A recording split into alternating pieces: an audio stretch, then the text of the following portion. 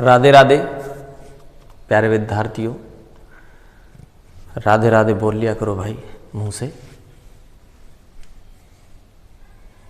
कुछ लोग हंसते हैं भगवान के नाम पे भी, हो सकता है पता नहीं उनको क्या अच्छा लगता हो। बोलो राधे राधे। तो देखो भाई, अपन बात कर रहे थे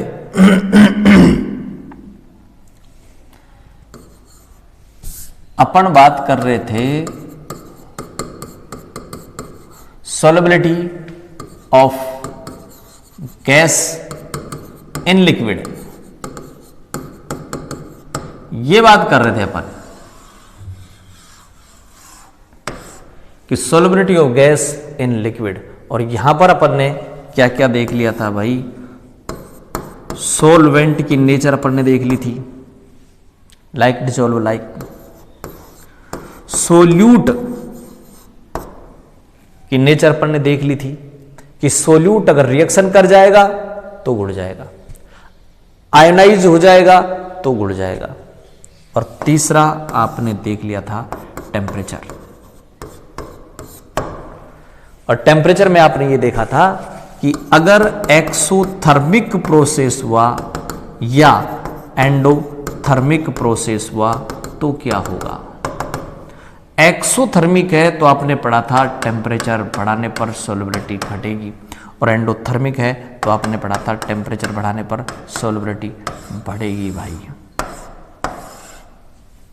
टेम्परेचर का इफेक्ट आपने देख लिया, सॉल्वेंट की नेचर आपने देख ली, सोल्यूट की नेचर आपने देख ली। चौथा पर ले रहे हैं प्रेशर का इफेक्ट। किसका इफेक्ट? प्रेशर का इफेक्ट ले रहे हैं। और इस प्रेशर के इफेक्ट में अपन यहां पढ़ते हैं हेनरी का लॉ।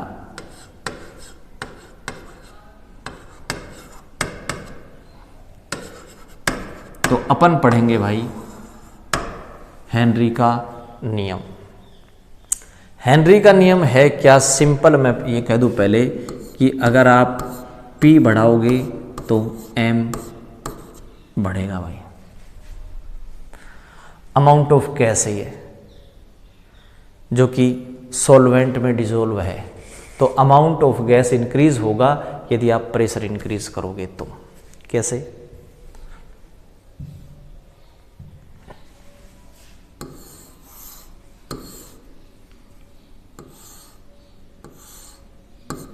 ये मैंने एक पिस्टन लगा दी और इसके अंदर मैंने एक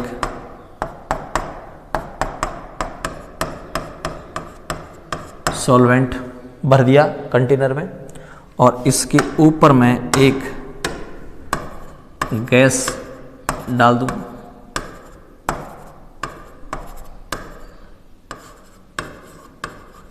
गैस का मतलब ये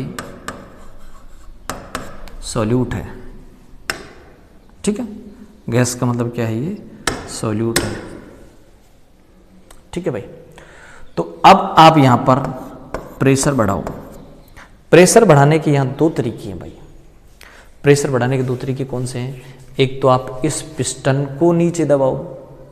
पिस्टन को नीचे दबाओगे तो ये जो गैस है, ये गैस क्या लगाएगी भाई? प्रेशर लगाएगी। एक मिनट अपने देख लेता हूं, वीडियो चल रहा है नहीं चल रहा है। तो जैसे जैसे आप पिस्टन को दबाओगे गैस नीचे की तरफ दबाव डालेगी, प्रेशर डालेगी। तो प्रेशर बढ़ाने का एक तरीका तो है कि आप पिस्टन को नीचे दबाओ। दूसरा तरीका है आप यहां पर ये गैस ही बढ़ा दो, गैस के मोल बढ़ा दो, गैस की मोल भिन्न बढ़ा दो, ठीक है। अपने आप ही गैस का प्रेशर बढ़ जाएगा। तो प्रेशर जैसे जैसे आप बढ़ाएंगे तो ये जो गैस है ना भाई, इस सॉल्वेंट में ज्यादा घुलेगी। तो इस सॉल्वेंट में इस गैस का M बढ़ जाएगा, उसका मोल बढ़ जाएगा, उसकी मोल भिन्न मोल फ्रैक्शन बढ़ जाएगा, वॉल्यूम भी बढ़ जाएगा भाई, V बढ़ जाएगा, वॉल्यूम बढ़ जाएगा। किसमें? सॉल्वेंट में घुली हुई गैस का M बढ़ जाएगा, N बढ़ जाएगा, उसका मोल फ्रैक्शन बढ़ जाएगा, वॉल्यूम बढ़ जाएगा, जो कि सॉल्वेंट में। सीधी बात है, प्रेशर बढ़ाओगे तो प्रेशर बढ़ाने पर गैस इस सॉल्वेंट में ज्यादा घुलेगी, प्रेशर बढ़ाने पर ज्यादा घुल जाएगी, तो प्रेशर बढ़ाते रहो ज्यादा घुलती जाएगी। ठीक है, तो बताओ इस MP के बीच, M के बीच डायरेक्ट प्रोपोर्शनल है, इस M के बीच, X के इसके बीच वही डायरेक्ट प्रोपोर्शनल। तो पहले M और P ले लेता हूं मैं। तो आपने पढ़ा कि भाई प्रेशर बढ़ाओगे तो गैस का जो मात्रा है, अमाउंट है, जो कि सॉल्वेंट में डिसॉल्व होगा वो भी बढ़ता है। तो इनके बीच जो रिलेशन है वो ये हुआ कि M direct proportional to P। समानुपाती का ये प्रोपोर्शनल का सिंबल हटाओगे तो मैं एक कांस्टेंट लगाऊंगा KH, और यहां ये KH आपके पास है क्या, हेनरी का कांस्टेंट है। ये आपके पास आ गया नंबर 1 फार्मूला। अब अगर मान लीजिए आप मैं इस M की बात करूं, P के बीच बात करूं, तो इस M के और इस P के बीच जो रिलेशन है वो रिलेशन है भाई कैसा, डायरेक्ट प्रोपोर्शनल का। ठीक है, और अब अगर मान लो यहां पर मैं कोई एक कर्व बनाना चाहूं, ठीक है, तो वो कर्व इस प्रकार का होगा। किस किस के बीच ग्राफ खींचा मैंने, बताओ ये, कि अगर आप प्रेशर बढ़ाओगे तो घुली हुई गैस की मात्रा M भी इंक्रीज होगी भाई। ये आपके पास कर्व है कि प्रेशर बढ़ाओ M इंक्रीज होता जाएगा, पहला। दूसरा आपने ये देखा कि इस प्रेशर के बीच और X गैस के बीच भी डायरेक्ट प्रोपोर्शनल का रिलेशन है। तो इन दोनों को ले लो सपोज मैं,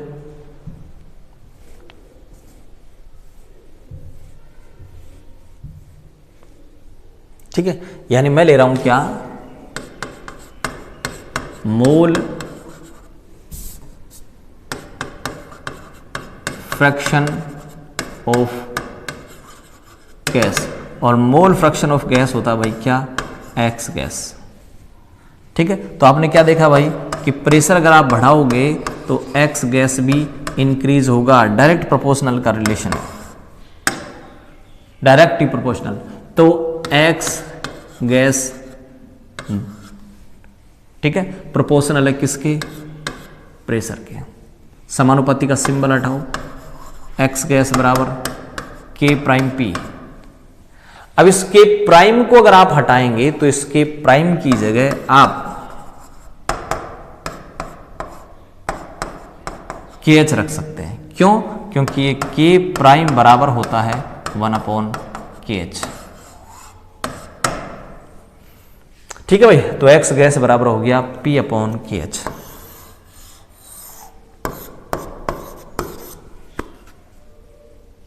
X गैस बराबर PK। यहां भी अगर आप मान लीजिए ग्राफ खींचना चाहें तो यहां ग्राफ क्या होगा भाई, ग्राफ की बात करो,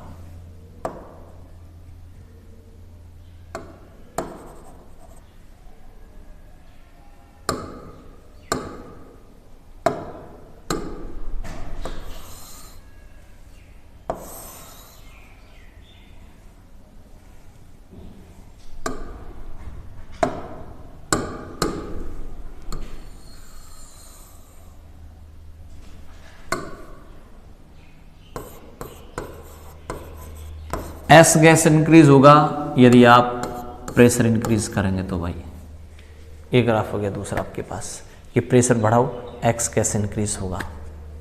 ठीक है, तो आपने यहाँ दो चीज़ें पढ़ ली।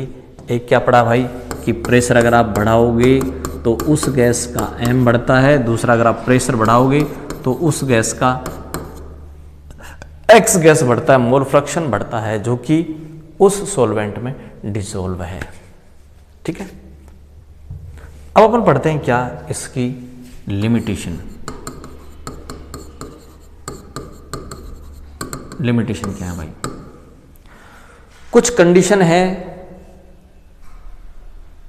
जब हेनरी का नियम लागू नहीं होगा भाई। कौन कौन सी कंडीशन है, number 1, when temperature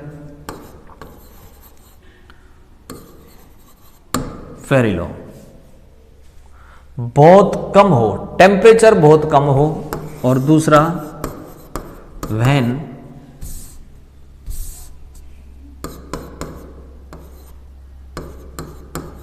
pressure very high हो, और तीसरा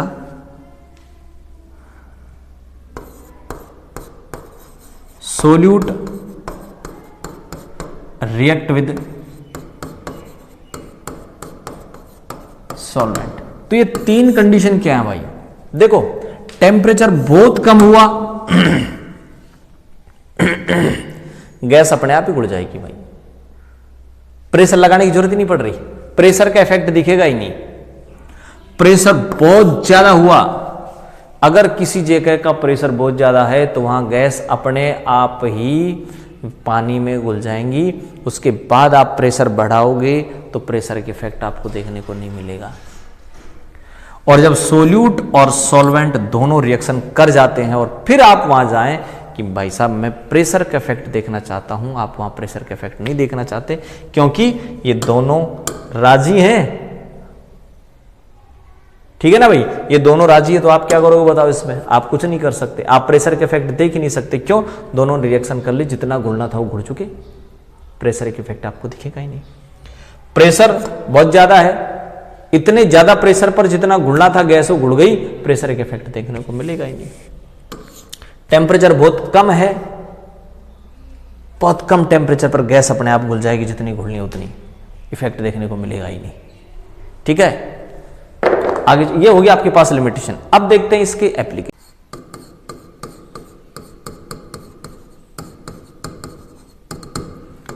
एप्लीकेशन क्या क्या है भाई? हेनरी का जो नियम है उस हेनरी के नियम के एप्लीकेशन क्या क्या है? तो देखो, पहला application cold drink, soda water, इनमें CO2 गैस हेनरी के नियम के अनुसार ही भरी जाती है। कोल्ड ड्रिंक, सोडा वाटर, इनमें होता क्या है? पानी होता है और उसमें CO2 घोल दी जाती है, दोनों क्या बन जाते हैं? H2CO3 बन जाएगा। प्रेशर बढ़ाओ, CO2 ज्यादा घुलेगी। तो कोल्ड ड्रिंक है, सोडा वाटर है, इनमें CO2 हेनरी के नियम के अनुसार ही भरी जाती है। दूसरा, जो लंग्स का मैकेनिज्म है या लंग्स की जो एक्शन है, ठीक है, या लंग्स कैसे क्रिया करता है, वो भी हेनरी के नियम पर ही आधारित होता भाई।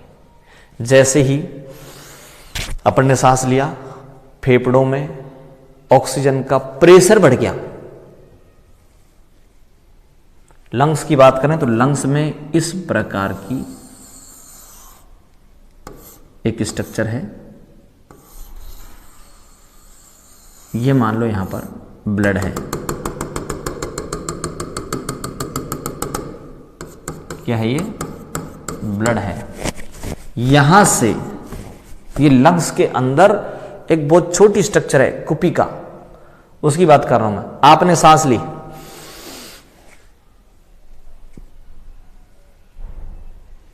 तो यहां जो ही ये गैस जाएगी, यहां जाते ही प्रेशर ऑफ ऑक्सीजन बहुत ज्यादा हो जाएगा लंग्स के अंदर, और जब प्रेशर बढ़ जाएगा तो सीधी बात है सोल्युबिलिटी बढ़ेगी, तो ये ऑक्सीजन इस ब्लड में घुल जाएगी भाई।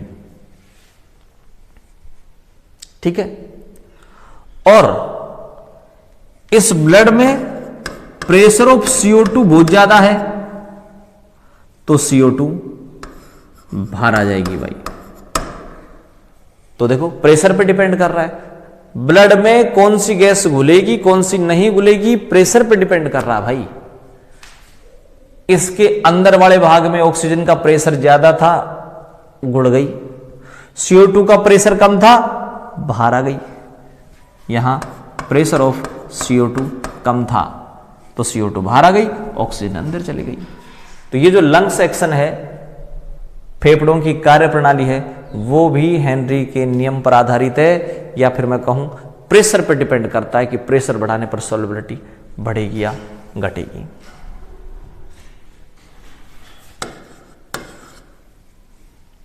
जैसे जैसे आप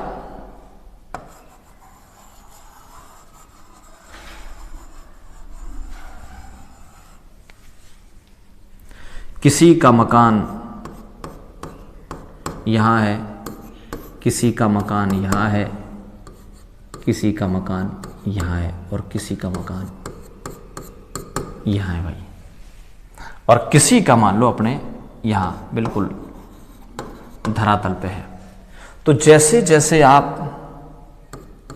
ऊंचाई में जाते जाओगे वैसे वैसे प्रेशर कम होता जाएगा भाई। ऊपर जाते जाओगे ना प्रेशर कम होता जाएगा गैसों का। तो इस पहाड़ी की चोटी पर रहने वाले जो लोग हैं वहां प्रेशर बहुत कम रहेगा। प्रेशर अगर कम रहेगा यहां, और प्रेशर कम ज्यादा क्यों रहेगा भाई? नीचे यहां की जो गैस है वो गैस ऊपर की गैस से दबी हुई है, इसलिए यहां पर प्रेशर ज्यादा है गैस का। गैस के मॉलिक्यूल्स बहुत पास पास हैं, यहां पर प्रेशर बहुत कम है। प्रेशर कम है तो गैस के मॉलिक्यूल्स दूर दूर रहेंगे। आई बसन में तो प्रेशर अगर कम रहेगा तो ब्लड में घुली हुई गैस की मात्रा m भी कम रहेगी। पहाड़ी की ऊंचाई पर रहने वाले लोगों के ब्लड में ऑक्सीजन बहुत कम मिलेगी, उनके ब्रेन में ऑक्सीजन कम मिलेगी और आप इसको बोलोगे एनोक्सिया। ये जो कंडीशन है इस कंडीशन को बोला जाता है एनोक्सिया। लोगों की स्पष्ट सोच नहीं होती, ऊंचाई पर रहने वाले लोगों की स्पष्ट सोच नहीं होती। एनोक्सिया आप बोलोगे। एनोक्सिया का मीन्स होता है ब्लड में ऑक्सीजन कम घुली हुई है, और इसका रीजन ये है कि ऊंचाई पर रहने वाले जो लोग हैं वहां पर प्रेशर कम होगा। प्रेशर कम होगा तो घुली हुई गैस की मात्रा m भी कम होगी। आप इसको एनोक्सिया बोलोगे। और बिल्कुल धरातल पर रहने वाले जो लोग हैं, धरातल पर रहने वाले जो लोग हैं स्पष्ट सोच होती है क्या करना है क्या नहीं करना। और जो ऊपर उड़ते हैं, हवा में उड़ते हैं, यानी पहाड़ की चोटियों पर जो रहना पसंद करते हैं, उनके ब्लड में ऑक्सीजन कम मिलती है। ऑक्सीजन कम मिलती है, उसे बोला जाता है एनोक्सिया। ठीक है, तो ये हो गया आपके पास थर्ड कि ऊंचाई पर रहने वाले जो लोग हैं उनके ब्लड में ऑक्सीजन कम मिलेगी, आप उसे एनोक्सिया बोलोगे।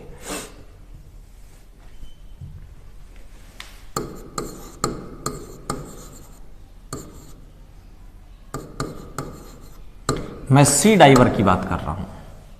सी डाइवर का मीन्स होता है जो समुद्री गोताखोर होते हैं, समुद्र की गहराइयों में जाते हैं जो लोग, ठीक है ना, मैं उनकी बात कर रहा हूं। तो समुद्री गोताखोर या सी डाइवर अपने साथ, अब नीचे पानी में जाएगा तो वहां मछली तो है नहीं कि पानी में घुली हुई ऑक्सीजन का उपयोग कर ले, तो वो क्या करता है अपने साथ ऑक्सीजन का सिलेंडर लेके जाते हैं भाई। तो जो सी डाइवर है अपने साथ क्या लेके जाते हैं भाई? जो सिलेंडर जाते हैं उसमें ऑक्सीजन होती है 32.1%, उसमें नाइट्रोजन होती है 56.2% और उसमें हीलियम होती है 11.7%। ऐसा सिलेंडर लेके जाते हैं जिसमें ऑक्सीजन भी होती है, नाइट्रोजन भी होती है और हीलियम भी होती है। ठीक है, अगर मान लो ऐसा हुआ कि वो ये सिलेंडर नहीं लेके गए, ऑक्सीजन जिसमें 32.1, नाइट्रोजन 52.2 और हीलियम 11.7, ये सिलेंडर अगर मान लो वो लेके नहीं जाते हैं और डायरेक्ट वैसे ही ये जो वायुमंडलीय गैस है ना, इसको सिलेंडर में भरा और भर के नीचे पहुंच गए, तो आप ये देखते हैं कि नाइट्रोजन बहुत ज्यादा परसेंट होती है। वायुमंडल में सबसे ज्यादा जो गैस है वो नाइट्रोजन है, बहुत ज्यादा मात्रा में नाइट्रोजन गैस है। हीलियम बहुत कम है। आरिवासन भी 1% से भी कम के आसपास हीलियम गैस है। ये हो सकता है 1% के आसपास हो गई, लेकिन मेरा कहने वाला बहुत कम मात्रा में आपको हीलियम मिलेगी एनवायरमेंट में। जब भी इनको दुर्लभ गैसें कहा जाता है, बहुत कम मात्रा में मिलती हैं। तो नाइट्रोजन बहुत ज्यादा मात्रा में है। अगर मान लो वो ये सिलेंडर न लेकर के वायुमंडलीय गैस का मिश्रण लेकर के समुद्र के पेंदे में पहुंच जाए तो ध्यान रखना, समुद्र के पेंदे में जैसे जैसे वो नीचे जाएगा ना भाई, वैसे वैसे प्रेशर बढ़ता जाएगा, और प्रेशर बढ़ता जाएगा तो एम बढ़ता जाएगा, मतलब N2 गैस उसके ब्लड में बहुत ज्यादा घुल जाती है, क्योंकि सबसे ज्यादा होती कौन सी है, N2 गैस है। तो जो ही वो समुद्र की गहराई में जाता जाएगा, प्रेशर बढ़ता जाएगा तो एम बढ़ता जाएगा, और सबसे ज्यादा कौन सी गैस घुल जाएगी बताए, नाइट्रोजन गैस सबसे ज्यादा घुल जाएगी। और अब जो ही वो समुद्र से बाहर आएगा, बाहर आते ही प्रेशर अचानक से क्या हो जाएगा, कम हो जाएगा, तो एम भी क्या हो जाएगी, कम, और ये नाइट्रोजन गैस तेजी से बाहर निकलेगी, और तेजी से बाहर निकलते ही ये जो रुधिर नलिका है ब्लड में से तेजी से बाहर निकलेगी, और तेजी से बाहर निकलते ही यहां इस प्रकार की एयर बबल बना देगी, और इस एयर बबल के कारण ये जो रुधिर की छोटी छोटी नलियां हैं, ठीक है ना भाई, ब्लड वेसल्स हैं, ये सारी की सारी ब्लॉक हो जाएंगी, और इसके कारण शरीर में बैंड आ जाते हैं। ठीक है भाई, तो अगर ये सिलेंडर लेके न जाया जाए और वायुमंडलीय गैस का सिलेंडर ले जाया जाए तो ध्यान रखना, ब्लड में, रुधिर नलियों में वायु के छोटे छोटे N2 गैस के, बात करूं मैं N2 गैस के बुलबुले बन जाते, नलियां ब्लॉक हो जाती है भाई। तो ये आपने पढ़ा हेनरी का नियम, हेनरी के नियम की लिमिटेशन और हेनरी के नियम की एप्लीकेशन। नमस्कार, राधे राधे।